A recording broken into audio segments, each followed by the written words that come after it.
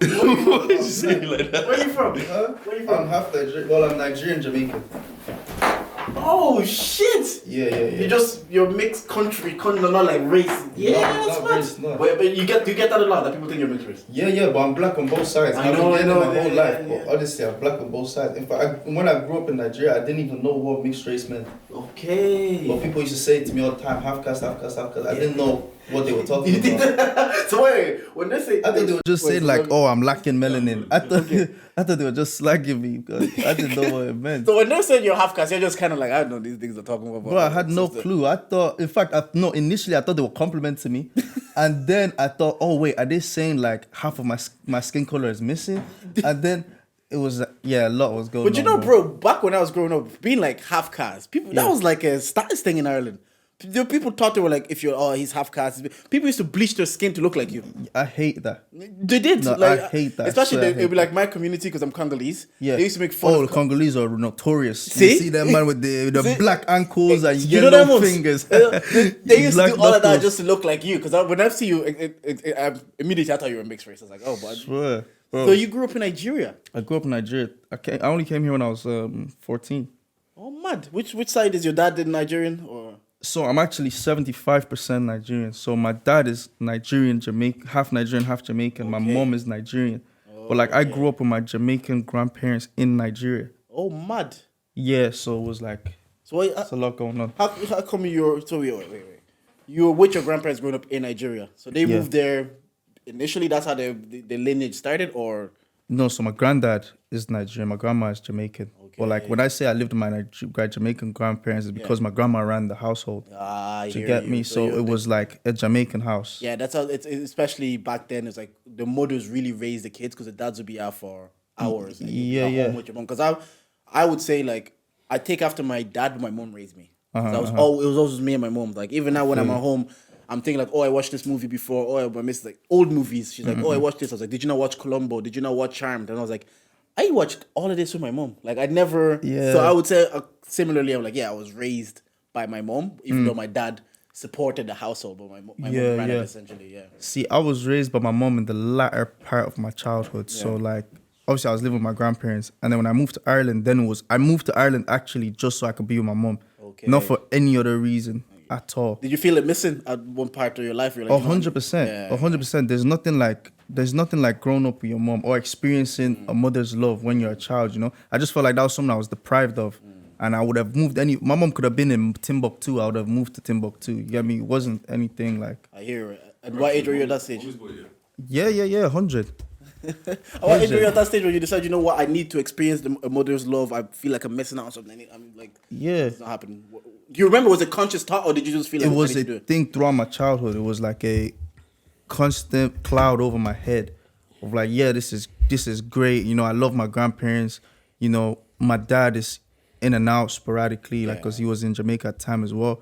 Sometimes, and then he was in Abuja, and then there was a lot going on. So predominantly, it was my grandparents that were with us, and my older brother, and I were just like, nah, we need to be with our mom and my younger brother, because my younger brother was with my mom. Okay. Yeah, so it was that kind of thing for my whole life. Till that point, I was like, nah, I need to grow up with my mom. You get me? I hear you. Yeah. No, look, man, being a mommy's boy is good, man. It has benefits. Yeah, it has benefits, yeah. You know, but because I don't know, I wouldn't necessarily say, I'm a mommy's. Yeah. No, see, this is the thing, right? Like technically, right? Yeah. I'm a mommy's boy, yeah. But I'm not one of those people that my mom will control my life. Do you get what I'm saying? Like, if my mom does something that I don't like, I can chat to her about it. Do you get what I'm saying? Whereas some mommy's boys, their mom like control their lives. You know what I'm saying? Their mom can do no wrong. Like the thing is, like I still see my mom as a human that can make mistakes and she's not always right and stuff like that. And like obviously, like you know when you grow up and you realize that your parents kind of had a life before you were here. Yeah. And you realize that, you're just a regular person. Figuring it out. You are learning. You have to figure out, like, exactly. So, like, I give her that grace of, like, you can be wrong. And it doesn't mean anything. But, like I always say, like, if my mom doesn't like my babes or whatever, we can have a conversation about it. But at the end of the day, charge it. Like, okay. You get what I'm saying? That's where we differ. Yeah. I promise, if my mom doesn't like my girl, like there's a reason, and I trust her intuition so strongly. What if the reason doesn't make sense to you?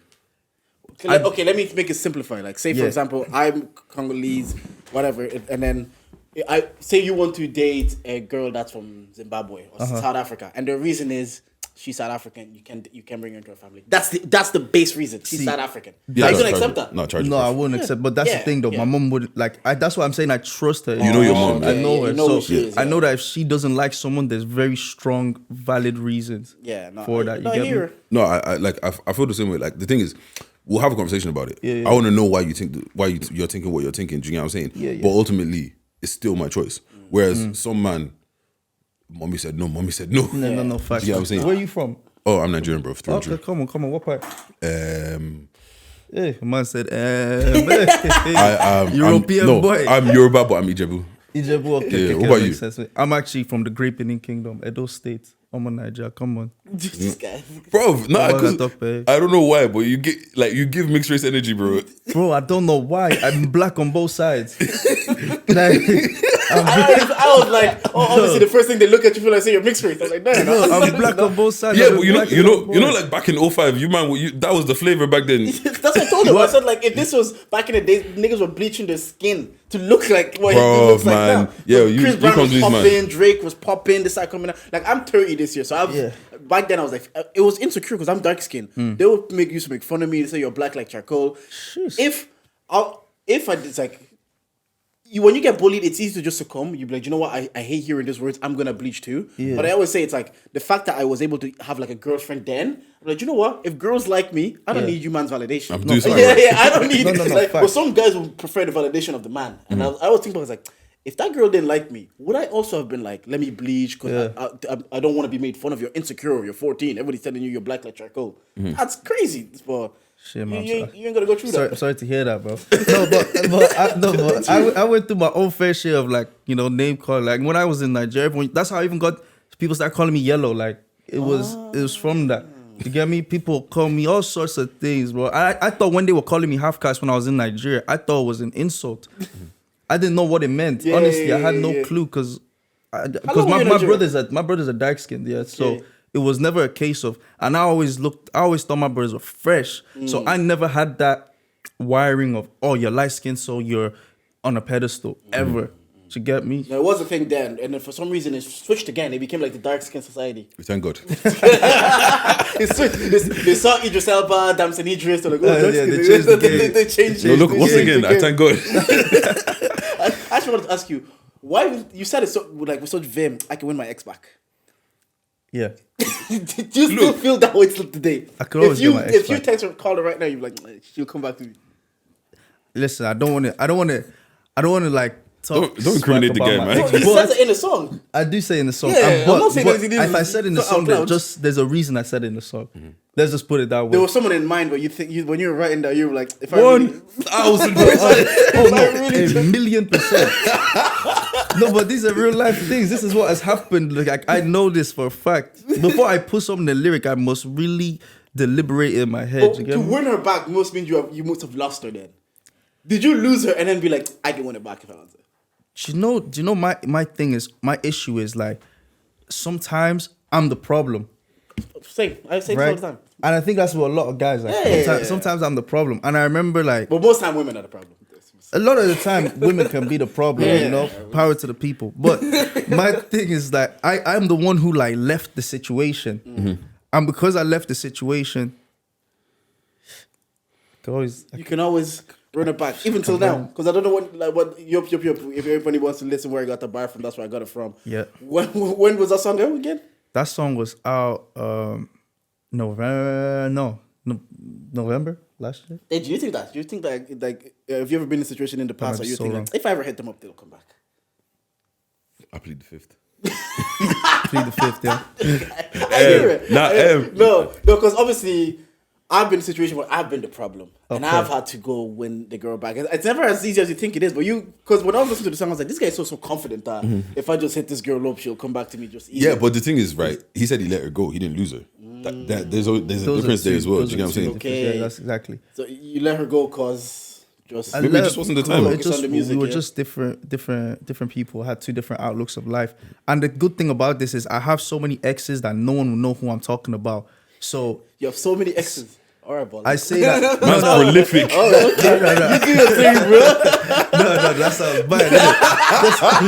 I have so many exes. No, I don't have that many exes. But like I have like there's multiple people there you that won't I know who could I'm be talking talking about. about. So there's anonymity. They hear it and hit you back and be like, "Are you talking about me?" You know what? Actually, because in podcasting, right? Yeah. Obviously, we're sharing stuff about our lives and shit and our stories, but that also directly implicates other people. Yes. Do you know what I'm saying? Like, we can't really. Sometimes I know it's my life, but I can't come chat about it too tough because it's also your life, and you don't want it. It's part of your life because there's certain stories I can't talk about because even though I'm okay talking about it, people at home might be like, "I'm not happy with you sharing that story." Absolutely. Do you know what I'm saying? Absolutely. So now, when it comes to your music, and you're saying, "I can get my ex back," and you're saying that on the track. And if the most recent ex is probably going to think it's about her, she's probably going to think it's about her. Do you get what I'm saying? The beautiful thing about it is that at the time when I wrote that and recorded that song, I was with my most recent ex. So wait. Damn, I'm implicating myself. No, what? Wait, I'm just processing. Okay,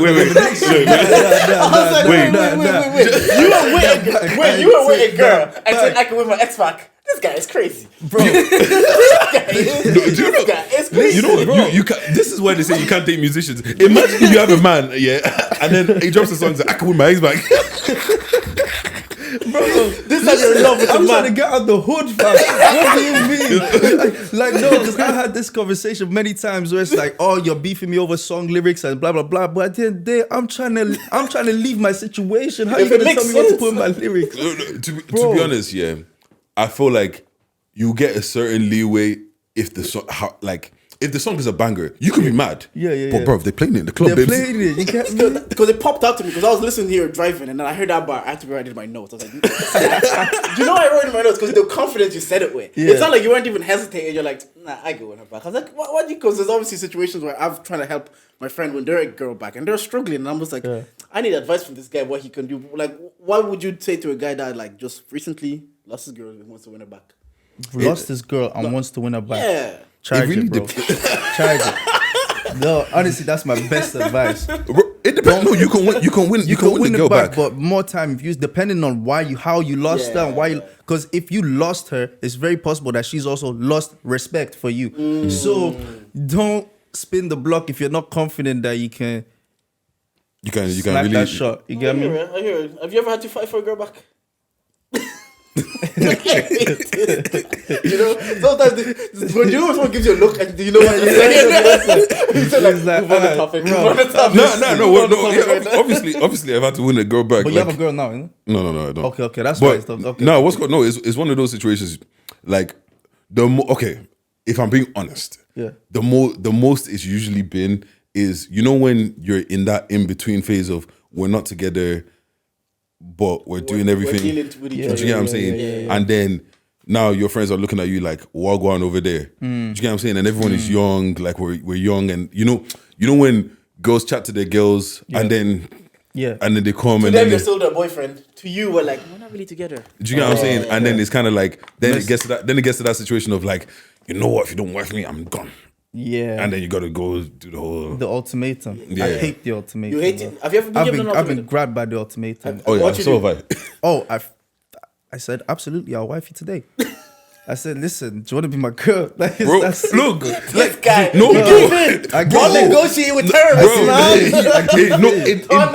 in that situation, like there's, have you ever been like you're chatting to somebody and I'm looking in your eyes and you're giving me this ultimatum, but you're not about it. But when they look in your eyes and you see that they're about it, bro, you start panicking. Before when you're like, I don't even like this girl like that, I will leave. You know what? Maybe I do like you. Do you know what it is? If they give you that ultimatum, when girls are giving that ultimatum, best believe there's another guy that just waiting to press go. If they're looking at you and they say, wife, because look, think about it. They probably don't want to be alone. They probably don't want to be lonely. They don't enjoy that situation stage. But sometimes having someone there is better than not. And that's why situationships go for longer than they should. And a lot of times. Because as human beings, we're tribal. We don't like being alone and we want to be loved. So if a girl's looking at you saying, wife me or leave, and like you did just say it and they're about it, there's probably another guy they're waiting to be like. Do you reckon? Oh my God. Do you know what is crazy? I'm talking don't for say women. that because I'll hit up my ex today. I'm against you. Confirmation right now. No, you know. Guy, wait. You know. This has happened to me before, like years ago, right?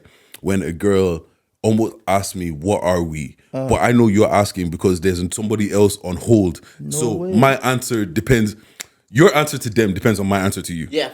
Yeah. Do you get what I'm saying? If you tell me we're just chilling, if I tell you we're just chilling, the date is booked. If I tell you that you're my girl, she's canceling that nigga. I'll let you know. This has changed everything. When they come to you with that, like, yo, tell me what we are. It's tell me what we are. They forget to tell you so I can entertain other niggas. They forget to add that part. No, I need a girl to clarify this for me. Okay, but okay, you're right. Think about it this way, right? Yeah. Girls don't move; they get moved too. Yeah. So for us to go out and do that, you have to make the active effort to go out and do that. Do you get what I'm saying? Mm-hmm. But if you're just sitting there, and you're with this guy that is kind of your man, but it's not really your man, and bruv, you've posted 1-2 pics on the gram. I love her eyes. I want to take you out. I want to eat you out. I want to do this. I want to do this from multiple guys. And then she's already talking to her friends, and her friends are like, "What are you doing with this guy? He's wasting your time. He's not serious about you." Blah blah blah blah blah blah blah. Now it's kind of got you thinking, I'm trying to get this from you, and you don't want to do this, but there's 5 men that want to do this. And you know what? Out of that 5, one of them is cute. And the other thing I saw is every time you talk to your girl and you finish talking, you feel like you've reached level ground. You're like, oh, that was better. And she comes back again angry. It's because she went to that same group chat. They put a battery pack in her bag. Bro, the girl's group chat. That's she went to that. I called them. I called them. What's called? What do I call them again? Terrorist. No. No, prayer circles, bro. You know. Are you an anime fan? Yeah. Dragon Ball Z Super. You know when what's called Goku goes Super Saiyan whatever God, and like they all have to hold hands so they give him his energy. That's what they do. What an analogy. What an analogy. That's what they do. That's true. It's like even when you watch Love Island, Ekin Su was fine. She had a conversation and she came back with him. I'm like, she went to the girls told her, how you gonna let him do you like that? Now their egos in play. Now they feel like they have to act up even if they were angry in the first place. No, those are the producers, bro. I know, but that's they're the equivalent to the girls group chat. So essentially what you're saying is if you're in a situation with a girl, you need to be checking DMs. Nah, don't. Is that what you're saying? For your own heart, don't do it. I'm telling you. For your own sake. For your own. I'm saying, if you like how many your peace, times don't someone do it. has said to me, listen, if we're not gonna be and if you're not gonna wife me or get in a relationship with me, just dead it. Yeah, because do you know how many times that's happened? So is that why? Because there's other man that DM. How long are you keeping the situation for? No, but think about it though. This guy is look, shook that they're asking you to be with me after a year. Let me put it this way, yeah. Let me put it this way, yeah. I believe that any girl, damn near any girl in the world, has about 2 men in their phone that at any moment they could say, "Get here in 20 minutes, I want to fuck," and that man will be here in 18 minutes. Because men are dogs, man. Men actually vex. Men vex you. Why are they giving these women so much power? And this is the thing, yeah. Like obviously, chasing and like when you're chasing, when you have them, it's different things. You know, like she sees every side of you, whereas she's only seeing the best side of this guy. So he's coming with his best foot forward. I want to take you out. I want to buy you flowers. I want to do this. I want to do this. I want to do this. And she's like, I want all of these things, but I want it from you. But you're not giving it to me. So why the fuck should I not entertain it from him? Yeah. Do you get what I'm saying? But if she was sharp, she would realize that that's the same energy you were given at the start. Before we broke that wall, that barrier, that boundary. Okay, but why do we get complacent as people? You know what it is, yeah? Like, it's one of those things where no matter how buff you are, if I see you every day, it becomes normal. The novelty wears off. It's not novelty. It's just that it's normal now. Do you get what I'm saying? If you buy a Rolex watch today, the first week, crazy. Crazy. 2 months in, I actually saw a theory on this. Do you say you throw your Rolex? Not true, but like just push it. It's not as. But like on a soft surface. Yeah, like it's just not as. It's just not as. It doesn't have that same importance anymore. Yeah, that's why they buy another Rolex, and they buy another. That's why those people. Because I did see just on the terms of relationship, they said a lot of like relationship. The more they go on, the two people in the relationship at the start, maybe you objectify each other a bit more. That's why it's heated. It's hot. You're sleeping with all the time. You're doing sex in all random location. But then, the more you're living with the person, you're with the person. You humanize them. You humanize them. You objectify them less. If that's the mother of your kids, you don't objectify them as much as you would have, because there's a human element now. There's more respect, and I know people are going to be like, "Oh, you should respect them before they're your mother, anyways." But before your mother, your kids, anyways. But it's human nature to be like, the more our relationship evolves, the more I respect you. Like me and Deji do this podcast together. The more we're talking every day, the more I'm seeing a human side of them. The more the respect is growing. So once that happens, also in a romantic relationship. Like, I live with my missus now, and I see her at her like her purest form, like when she's in the morning, good mood, bad mood, good day at work. So I'm seeing the pure form. So then you sick, healthy, happy. So you're objectifying them maybe as not as much in terms of sex, not like an object. Like, hopefully people understand what I mean. Like so then you start to be like, you know what? I actually see you this way, I respect you this way. You just don't see them like as a sexual entity as you once did when you're seeing them at the very beginning, because that's what it was. And that kind of happens both ways as well. Like we're men, we probably stop taking care of ourselves. We stop going to the gym. We stop being sexual, taking them out. The things they stop buying them flowers. So then they stop giving us that energy because we stop stimulating them mentally and emotionally. So we're not getting the same sexual energy because we're seeing them every day. Maybe they're not wearing the same push-up bras that they were wearing. They're not wearing the same small skirts that they were wearing when we start going out. We're seeing them in baggy pajamas, baggy jumpers. And so, don't time you see them looking sexy is when they're going out with their girls. With their girls, Come and on, so man. you stop objectifying them like sexually. Sorry, I hate that word. Hopefully people understand what I mean. But then if you never take them out, then why would they be looking sexy though? That's the thing. It's a catch-22. You know what I'm saying? And it's just like, you know what it is, Like it's you know when like there's somebody that works by the Eiffel Tower that sees it every day, that it doesn't mean anything to them anymore. Do you know what I'm saying? But other people, like that's my life goal to get there. I want to do the picture. I want to do it. It's the same thing. Do you get what I'm saying? Like, and it's just one of those situations as well. Like we have to overdo at the beginning because I know that I'm in a race against how I know that I'm against every other nigga right now. Do you get what I'm saying? I've got to stand out. And then when you like me, then now you like me and you're paying attention to me. So I don't have to do as much anymore. Do you get what I'm saying? Obviously, you should still try to keep a certain level of standard and everything, but just because I don't have to do as much anymore, just because. In your music, have you got to a place of complacency yet? Or because you haven't? Because, bro, your people maybe don't know, this bro was on stage when Burna Boy Day. My guy was there all yellow, Burna Boy Day, but this is the greatest pleasure of his career so far coming to Georgia. He told me. You know that. It's up there. Because when you do something like that, do you not feel like, okay, I can relax a bit? No way. If anything, it's like 9 to go harder. Because at the end of the day, I was on that stage supporting. And while I was supporting, it didn't feel foreign to me. Like, it didn't feel like I'm an imposter, I don't belong here. It felt like I need to be here, and everybody here now needs to be here for me. Like, I need to be the one coming on stage at 9:45, not Burna. You get me? Shout out to Burna though. Yeah, like, no, but that's the thing. Like, people think that's disrespectful. Well, you need that hunger. It's like he is who he is, but you know what? I am who I am. I am who I am, and I don't feel out of place in this setting. I feel like I could do the 100. So that I could never allow complacency creep in. It's way far too early for that, and I just don't even think it's in my nature. But I guess if I ever get to that point, I will check myself quickly. And I have people around me that will check me anyway. So, because obviously success means different things to different people. Because someone could look at them and be like, I performed at the Tree Arena.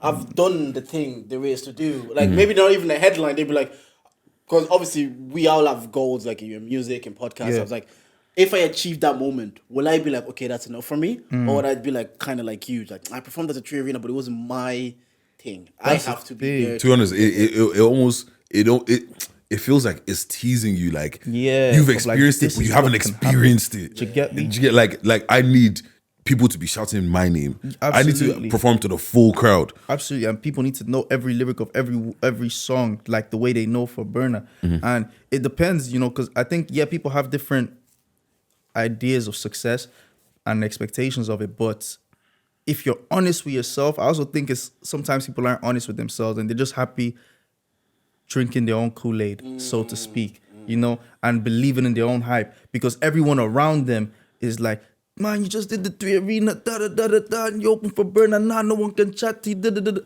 all of this. Like, people around you are saying that kind of stuff, but then you have to be honest with yourself of like, bro, at the end of the day, you got whatever you got. This guy got 100 bags for this show, man. Chill out.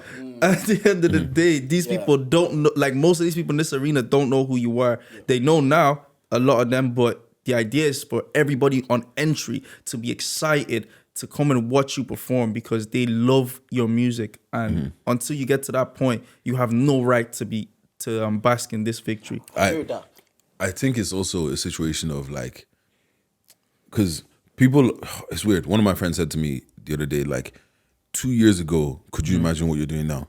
And because I'm someone that I'm always I'm not that I live in the moment, but I'm always just kind of like just trying to figure out, okay, let me fix what the next problem is, as opposed to looking back sometimes and be like, wow, look at where you came from to look at where you are now. Do you get what I'm saying? And some people are saying stuff that we're doing is like cool and stuff like that. Like, I'm not gonna say crazy because it's crazy in terms of we know where we want to go. Yeah. We know that we're on step 1 out of 100 steps. Absolutely. Do you get what I'm saying? Yeah, so for people that don't see the 100th step, for them, what you're doing is, bruv, you're just a regular guy and you're on stage opening for Burner.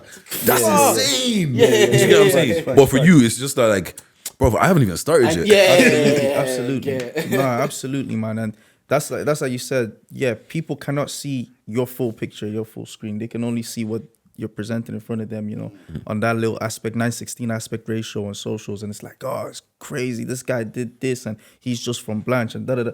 But that's nowhere near where I want to get to, so...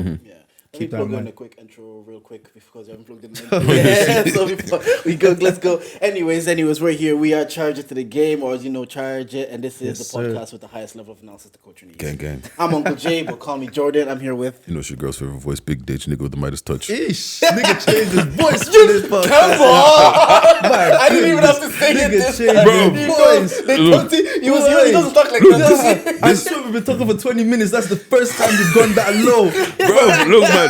In life, you have to have different octaves. You get me? Oh man, they told him he has the best intro podcast in Ireland. Come on. Nah, I believe it. It's not wrong, bro. Imagine your girl was on the phone. This nigga, you're on the other side of the phone talking about that's my friend from school. Do you know what's so funny? Like I just remembered this the other day, right? So obviously, mom was a single mom, whatever. Hi, mom. Yeah. Because my mom watches. Hi, mom. What's it called? So, like, my voice got deep when I was young. Like, I was probably like 13, 14. Do you get what I'm saying? Yeah. So, like, people would call the house and they would think it's a grown-ass man. Like, you know how adults go, hello, sir, blah, blah, blah, blah, blah. Yeah. So, mama would have boyfriends that would call the house and I'll pick up. And then they'll call her, like, why is the man picking up your phone? I was like, it's ditchy, man. Get your mom in trouble. This was before FaceTime. So she can't even FaceTime to prove that it's actually his. Do you know how crazy it is? Do you know how crazy it is? To call your girl and then you hear grown ass man pick up it's her son. You're saying, this is. You know the ones? His voice couldn't have dropped it. He's like 13. So who we got? Introduce yourself, bro. Come on, this is your boy JYellowL, aka Jiggy J. Right now, Charge It to the Game podcast where it's at. So make sure you listen to everything because we're dropping nonsense, not gems, just nonsense. Honestly, I'm clipping that. That is the best intro anybody's ever done. Yeah, you know what? Because every time somebody comes and tries to do intro, sometimes it's like I don't think there's pressure, but it's like people crumble under just introduce yourself. Do you know why he's a performer? He's performed it for the people. So for him to do this, it's like give me 1 second, right? Yo, this podcast is brought to you by Rome Candles. The candles that smell fantastic. The candles that help you get your girl pregnant. The candles that help you leave it in. The candles that will help you get candles that will help you get your girl back. Hey. Are you listening to me? The candles that will help you get your ex back. You know, like that. Send this to our house, send flour, you be good. Do you get what I'm saying? So that's Arome Candles. If you buy 5 candles, you can get the 6th one free. And just go to the website, aromecandles.ie. Yeah, I think it's Arome Candles. Go to the Instagram. You know what? Arome Candles, I'll put it here. Yeah, put the Instagram. Yeah, what's called? If you might want to be rappers, if you might want to be podcasters, if you might want to take pictures, any of that. You might perform Tree Arena for Burna Boy. You know, like that. Look. It's possible. Crazier things have happened. Yeah. But what you can do is if you want to book Vision Lab, go to visionlab.ie and put the code in, charge it 25. Charge it 25 for 20%. You get 25% off. Crazy. What's called? Then on top of that, for the ladies that are listening, if you want to get your eyebrows laminated, a Leon brow stylist. When you're booking, tell her Charge It send you. She'll give you 10% off. 10% off. Look, come on, we're giving you the vibes. Yep. Now back to you. What's called? Like I said, I haven't really been in the Irish scene and all that kind of stuff. Yeah. But I will say, a lot of the times when I go out to some of these things, like some of these places where people are performing, I can't hear you. Do you get what I'm saying? Like I can't hear them, and like somehow, like when someone is not comfortable on stage, you can see it. Yeah. But I'll give it to you, bro. Your stage presence is crazy. Yeah. Like the all yellow as well, because that's only time I've seen you. The all yellow at the Tree Arena thing. I get it. I didn't even see you at the Tree Arena. I saw you. I saw you at Soundhouse. Oh, word. I showed up late to the Tree Arena, but like Soundhouse Newbury gig. Yeah, the Newbury gig. Remember, I came up to you and I told you, like bro, like because once again, like I've seen a lot of people go on stage and like they be supporting. Yeah, no, shut up, you. That was the week before the Burna Boy, actually. Oh, so it was.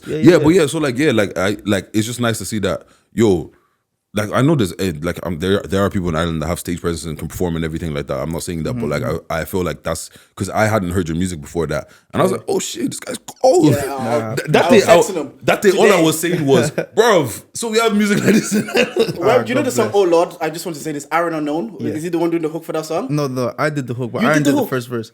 Bro, bro. You got, bro. That song, yeah. God bless, cool. And there's actually a question I wanted to ask you.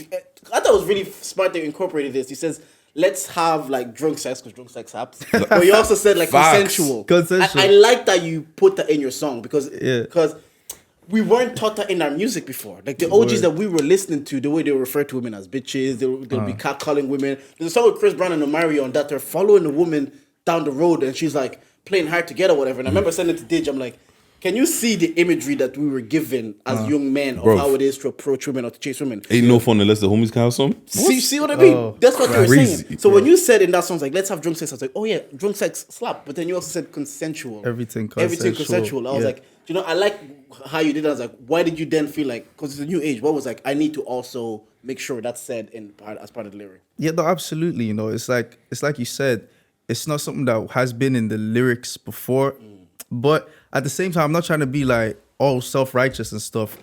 However, I do feel like, it is important to note that as well. Also, the humorous side of it, because also it's from a perspective of talking to a girl. Yeah. So it's also like, I'm trying to be a little bit funny as well. Because let's have jokes, says everything consensual, made some content only because you wanted to. You get me? That kind of way. See, that's was that coming from a certain experience, or were you just absolutely?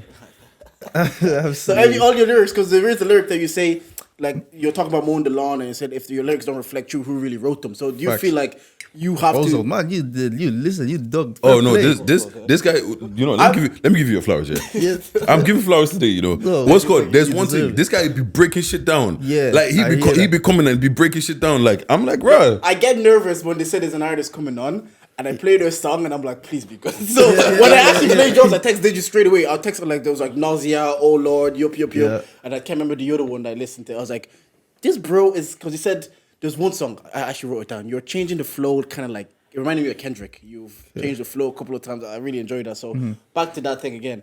He likes his rappers to rap. I like rappers. No, I rate that. I like your lyrics, you feel like they have to be your experience. Absolutely. I feel like if they're not a reflection of myself, my life, my aspirations, or my community or people around me, then what am I doing? You know, what is my subject matter? Who am I representing, if not myself? So that's how everything has to come from a true place. I hear that. Or true intention. At least. We were on stage and like some of the feedbacks was like Digi was getting like, oh, you can still just be you on stage. You don't have to, because sometimes the pressure can get to you and the nervousness, and you might be like, you know what, I have to be a character, or I have to be entertaining, I have to write certain things in my lyrics, because there was rappers now that would write about a life they don't live. And there was someone like, what's his name, 6ix9ine started calling them out because he was saying like, these guys are not gangster. They'll rap like they're gangsters, but when it comes to being about it, they're not going to do anything. And not that I'm in front of 6ix9ine, they said he kind of like broke down the walls and exposed the gangsterness a little bit, because they're saying, this guy's just calling you a Meek Mill, but you know you can't do anything, you're a multimillionaire. You're not going to risk that.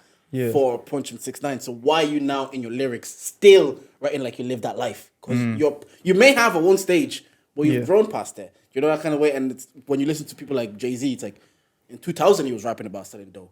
In 2017 he's rapping about buying art. Because the music is reflecting where he is in life. But some gangsters or rappers or content creators, whatever got them popping, say from 50 Cent and Many Men got me popping, I feel like, okay, this is the music that got me popping. Yeah. I have to keep doing this, even if it's not a reflection of my life anymore. In 20 years, I'm a billionaire. Yeah, and I think that's why they say, like, your first album is probably the easiest one to make. The second one is different because, like, you had your whole life to make your first album. First album, absolutely. But, like, because it's even like I say the same thing about podcasts.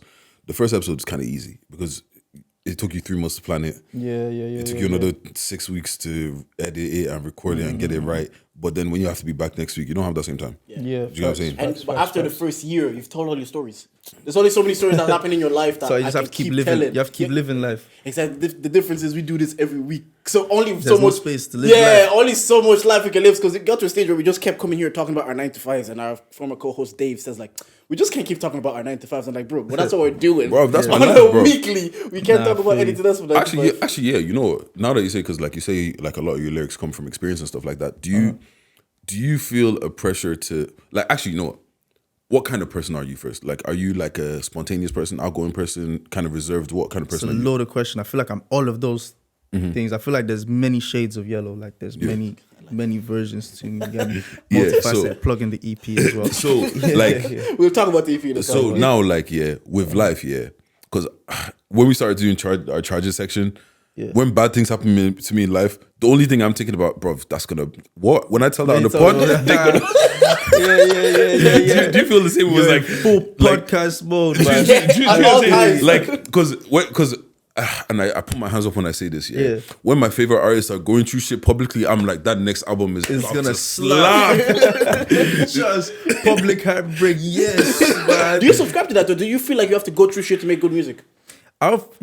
I don't feel like you necessarily have to go through bad shit to make good music, but I feel like the more life you live, the more content you can create, the more content you can produce, you know what I'm saying? So, like good stuff can happen too, and you can make beautiful music. Bad stuff can happen, you can make soulful music.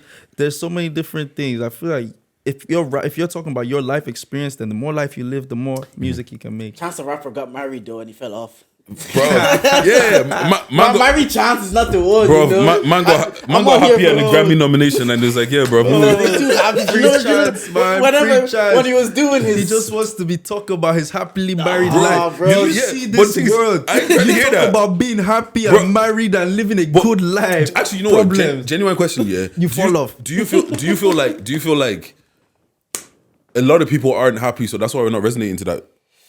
Ooh, that's a good question. Look, I think that was a good question. I think there's an element to that, but I also think it's a bit cooler to hear negativity sometimes. Yeah, it is. 100%. You know what I found out recently? Yeah. Jason Lee. I love that guy because he's just messy. Yeah, he's just negative. Plus, like I say, I like having a peaceful home. So I like to get my toxic and messiness outside. So I kind of like you, of like sometimes when it's I'm consuming, because like at home on the podcast, I wanted everybody to be at peace. I wanted us to be happy within my personal life. So I do have fun watching those. Like, that's funny. That's a car crash happening. That's why people watch like Formula 1 or UFC, because you're waiting for the car crash to happen, and we enjoy it as people. Imagine you're in a car with your boys. You're going on a night out, right? Are you more likely to be blasting the song about this guy talking about his happy married home and his 4 kids and taking his daughter to school, or you're talking, look at this, the guy's telling you how many bitches he's got, how many niggas he's shot. Bro, give me something that women will shake ass to. That's what I'm saying. Like, bro, I'm not trying to, and I think that's why all of this conscious shit, bro. I'm not trying to hear this conscious shit, bro. We're finished. But what's called I ask every artist this: how do you write? Like, do you? Because I have no musical talent. Okay. So I actually think music is the biggest cheat code to life. Swear down, bro. If you could rap, you'll go off, bro. That your voice, you'll go off. If you know what? We'll tell Debo to come outside. No, bro. Look.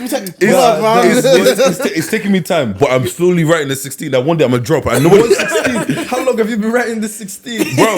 I'm not. Look, I've said it now. I'm not a rapper. But one day you'll hear that 16, bro. Right now on like bar 6, Debo and Els on the song, bro. Oh yeah, man. We'll make it happen, you know. Crazy things happen. Even if you just intro the song, you know when you do like the interlude to their song. Genuinely, yeah. I think Els has the best. I think Els has the best voice. Yeah, he's the best. But I like he's the best Irish voice I've heard. Yeah, like he resonates with the voice. Yeah. Not even that. Because he resonates with the frequency. Deepness. Debo, his voice is deep, yeah. But I don't like you know when else comes like your bars are dead. You're like the tone of his voice. And you know when, bro, the flow, and I fucking believe you. Like he's speaking to somebody. Even the bad beats you're claiming are dead. Like, because I know somebody is some haters listening to that song and he's like, is he fucking talking about me? You text the boys right now. Let's write out. Who's he talking about? Who told him about this? But yeah, so anyways, back to my question. So like I think making music is kind of it's just magical in English. You get what I'm saying? And it's one of those situations like, how do you know to put that right there? And that's the best part of the song. Do you get what I'm saying? So do you write lyrics and then put them to beat, or do you listen to the beat? And all these rappers tell me the exact same thing. Oh, the beat just tells me what to say. No, for me, honestly, it depends. I'm a lyricist first. You get me? So I don't necessarily even need a beat to write. A lot of the time, I'm just writing. And a lot of the time when I get inspiration for lyrics, I'm not in a place where I have access to a beat. So then it's like I start the lyric, or I have the lyric, and then I find the best accompanying music to it, and then I adjust accordingly. Or sometimes when I'm just in random sessions and people are playing me beats or whatever, that also sparks something. And that's something that I'd say that's relatively recent in my career, because from the beginning, it was like me and Chris just building everything from scratch. But then now recently, let's say past 2 years or so, it's like people sending me beat packs. And I'm like, oh, this is cold. Let me write to this and blah, blah. So yeah, it depends. Like it varies. Like I said, there's so many different ways. One thing I find with lyricists, you don't need to prove to me you can rap in every song. I hear that. Like sometimes give me 4 words that sound nice and let me go. Like no, because you know some people they like to, bro, I know you can rap. I don't need 50 words and 16 bars. Leave me alone. Like, do you get what I'm saying? Do you feel like that's something you're conscious of?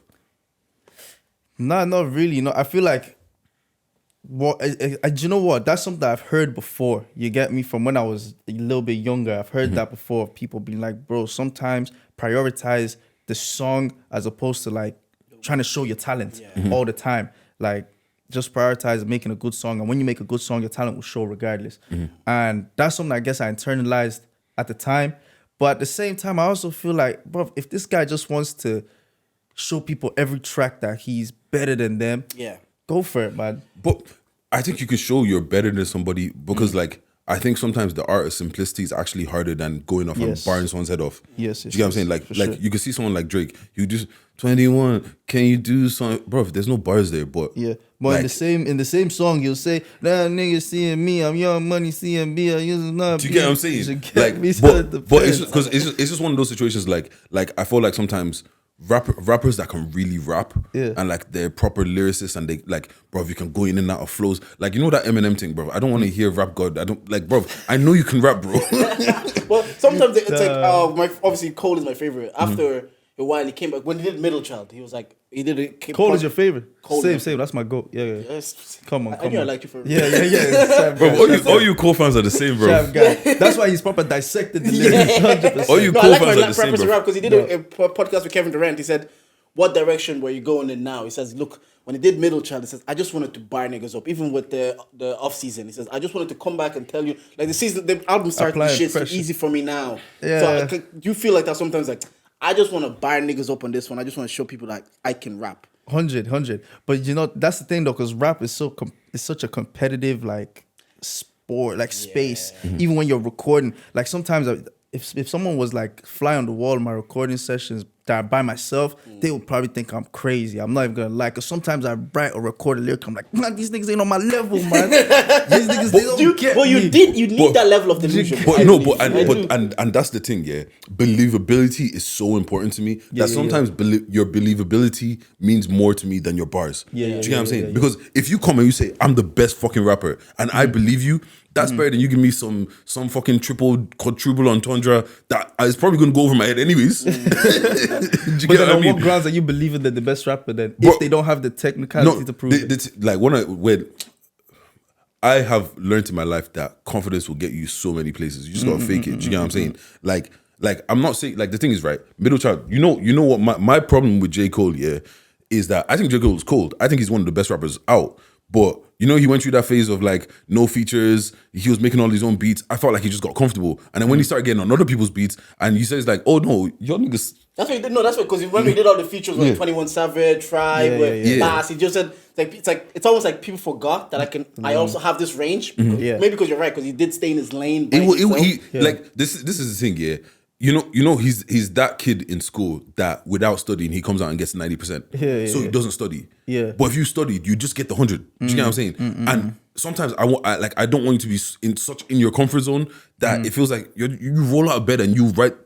It felt like he could roll out of bed and write 4 albums in a week and just drop that. Do you get what I'm saying? In the same pocket, but, I get. Bro, I want to hear you on this beat. I want to hear you on that beat. I want to hear you on this kind of flow. I want to hear. Do you get what I'm saying? Yeah, he alluded to that. It's like, what's the point of telling my kids I lived in the same era as Rihanna? I was one of the best, and I never made a song with her. He said it, and I was like, I get it, because that's where he started going on people's beats. He's like, I'm living in this era with so many greats, but what's the point of doing that? And then I can look at my grandkids, it's like, oh yeah, me and Kendrick rapped in the same era, or me and Drake, but I didn't. Still need that joint album. That album is never coming, bro. That album is like, what's that Dre album that's never coming out? Detox. I don't know what it is. Yeah. Well, the thing I wanted to ask is, like you were saying, the rap scene is very competitive. Before you got here, I was telling Dij, like, the last 6 months, we've had 2 top 10 albums or EPs, whatever they're called. And we have A92 are popping off. We talk about Debo. We talk about Stella Offsa. Now you're about to come up with a project. What are you aiming for this project to do for you? Or what's the aim? Now that you're saying you're confident. Like, the singles that have came out and I've listened to them. Now you're like, I want to put a body of work together. Where did the idea come from to finally get there? You know, the thing is, like, I dropped an album 2020. That did its thing. Number 1 rap album. Number 2 of like full all albums. I've done that. Done the run of singles that I've done really well. Done the collaborations, etc., etc., etc. But I think what actually happened in that period is that I started showing people different sides of me, where I started doing the Afro stuff as well. Yes. Then I started doing the Afro rap stuff. And then I was still doing the rap stuff. And then people were like, okay, he's come with this now. And like, how do we process this new J? And I'd have a lot of conversations where, while it was received well, don't get me wrong, like people were really receiving the Afro stuff well and stuff. But it was like, yeah, but what kind of music do we expect from you now? And I had a lot of those conversations and people just telling me like, you kind of have to stick in a lane. And then it's interesting that you're saying someone shouldn't stick. You don't want someone sticking in their comfort zone or whatever. But then there's people that they want to be able to understand you and know what they're getting from you. That's just how they prefer to listen to music or listen to artists, right? And I was just always the guy that's the advocate, or like, I'm such a multifaceted person. I'm a multiplicity of selves. So if I enjoy listening to such a wide array of music and I can make such a wide array of music, I'm going to make such a wide array of music. That's why the EP is titled Shades of Yellow, because there's, yes, I believe if I was a color, I'd be on that color palette that there's different shades, there's pastel, bright, neon, da-da-da. So I need to be able to express that freely. So my aim for this project was just to have people understand that there's different shades of me and there's different styles, and I'm a super dynamic, versatile artist, and to always expect the unexpected, but then not to be surprised at the unexpected. Yeah, like I hear what you're saying about those people that they want to know you and they want to know what they're expecting from you. But those are also the same people that are going to turn around in 2 years and be like, it's like we're used to it. It's just it's boring now. Do you get what I'm saying? Because like I like the Migos, right? But I can't listen to a full Migos album. Yeah. Because I know exactly what I'm getting. It's the same thing. Do you get what I'm saying? Whereas I know it's good. It is good. It works. But after the 6th song, you feel like I've listened to the whole album. Bro, sometimes 4. Yeah. You're like, how is it 21 songs in this album? RIP Takeoff. Sometimes I go on Twitter and let Twitter tell me which ones I should go to. Yeah. Which one are you listening to? But then I'll take in an album like a Dave's album where, all right, cool, he's rapping heavy, then he's going to Afro beats, then he's going something, some black, just ignorant shit, and then we're going to like some melodic shit, and then, do you get what I'm saying? And it's like, oh, you're taking me on a ride right now. I enjoy that. Do you get what I mean? Like that's why I kind of like, I also, because we had the conversation with Jafaris and he's like, I listen back to Stride, that album is cold, bro. That album is so clean. But it was one of those situations, like I also feel like I want to trust my artists that I like to do what they want, because essentially, if I like you, I assume you have good taste. So you know what you do best better than we know what you do best. More time. So just do what you're gonna do. And we'll follow you. Like you follow Cole. Whether Cole is doing features, he's doing himself, he's doing this song. We like Cole. So we're willing to be like, he's given, like he's got to a level where we're willing to give him grace. Even like Kanye West is my original goat. But over like the last 5 years, the albums haven't really been to the levels they were. But if Kanye drops now, I'm listening again. Because he's earned that grace because of what he's shown me. And it's like, you know what? If you will also drop your music, people will like it. And maybe they might be like, it's different. I don't know what I'm listening to. But the more they just stay there, they'll be like, no, I like him. Whatever he gives me, I'm going to go back for it again and listen to it. And I feel like when you're coming up as well, like people see when you get success off something, they say, squeeze it till it's dead. But yes, squeeze it till it's dead. But also, bruv, once it's dead, you're not going to want to listen to me anymore.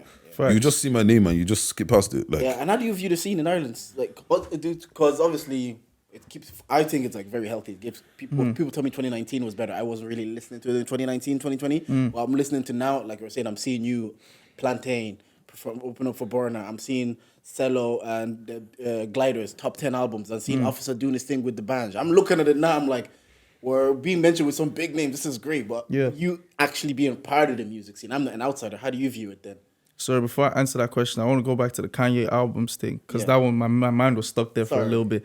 The thing is with Kanye albums recently, I feel like we don't get enough. It's too much collaboration, and like I never get to hear enough Kanye.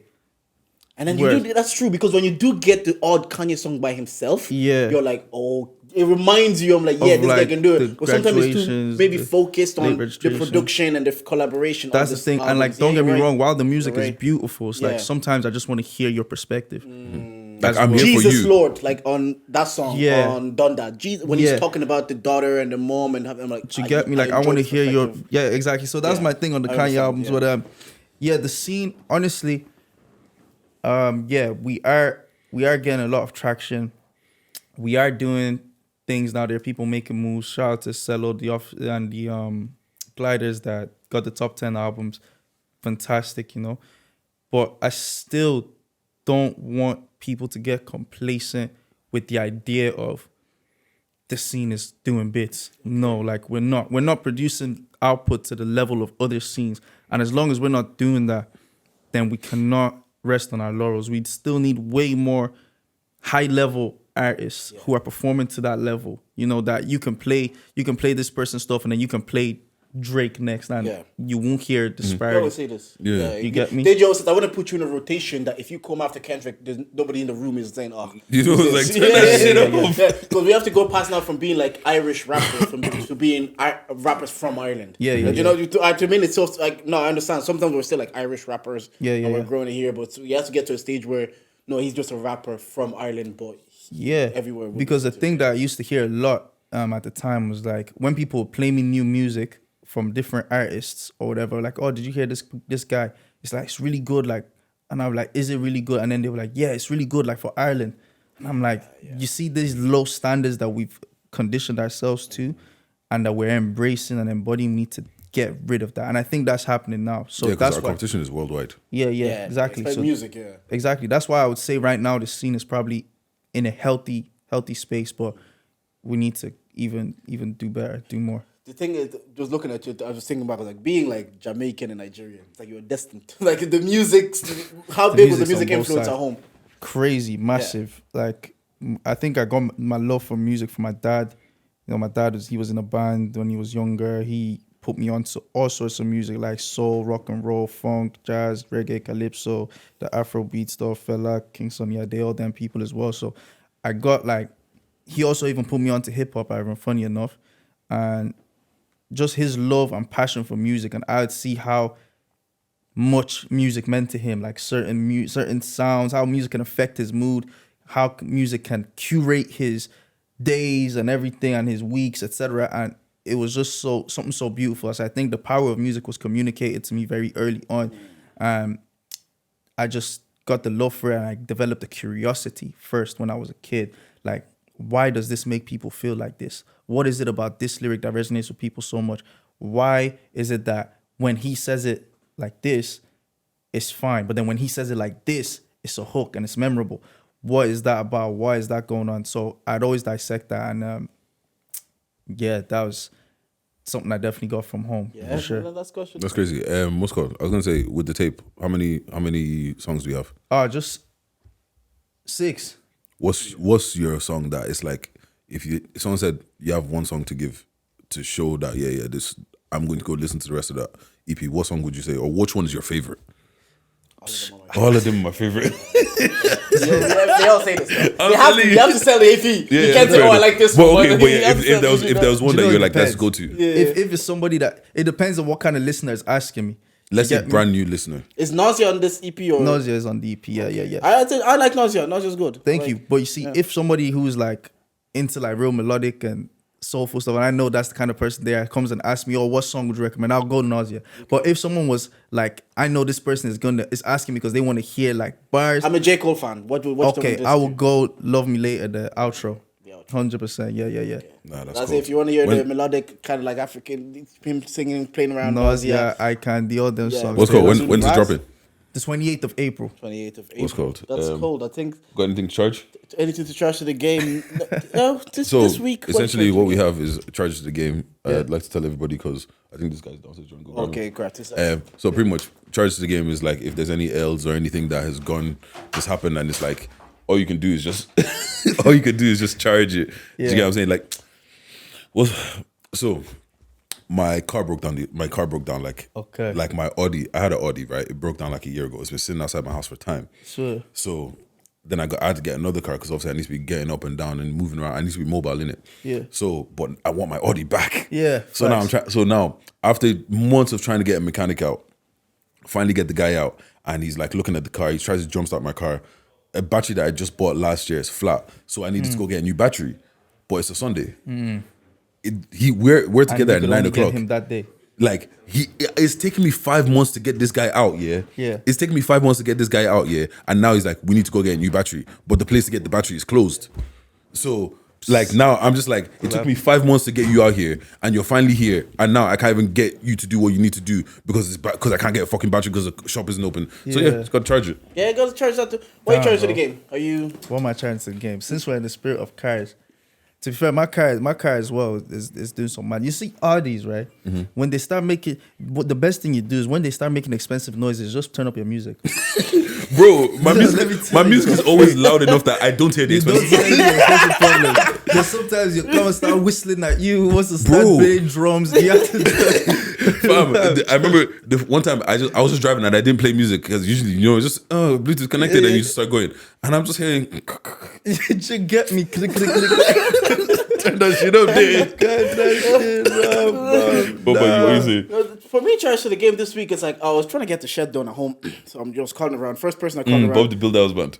And I wasn't. I called someone because I called for convenience. One guy, I called him. He says, "Yeah, I'll do it." Now he's airing me. I was like, "Calm, this." Sometimes I'm like, I'm actually trying to give you business. I hate people that. Why am I begging to give you my money? Fair enough. I try to find worst. someone else, and I contact them. Say, "Oh yeah, we'll have to look into getting the flooring done. It might cost you $2,000." $2,000. Beep, beep, beep. We'll talk later. EP out, what's it called? Different Shades of Yellow? Shades of Yellow, bro. Shades of Yellow, April 28th. Go crop tag, go listen to it. JYellowL. If you didn't like anything that was said on this podcast today, well, you can charge that to the game. Charge it to the game. Also, if you ever got anything to drop, if you've got even if you just want to come chat to the boys, just let us know. Absolutely. Pull up anytime. Open invite. Nah, this has been a very, let me just give like some closing thoughts. This has been a very thought-provoking one. Now I have to reach out to a couple of my exes that gave me ultimatums. It needs to know if I can get you back. No, not even that now. I need to understand, was there another person on the line? Is that why you gave me an ultimatum? Bro, girls do the monkey bar thing. I'm looking at you. Is that why you gave me an ultimatum? Yeah? Say nothing. JYellowL, everybody. Thank you for coming. Thank you, man. Love, my people. I appreciate you. Oh, don't kill it.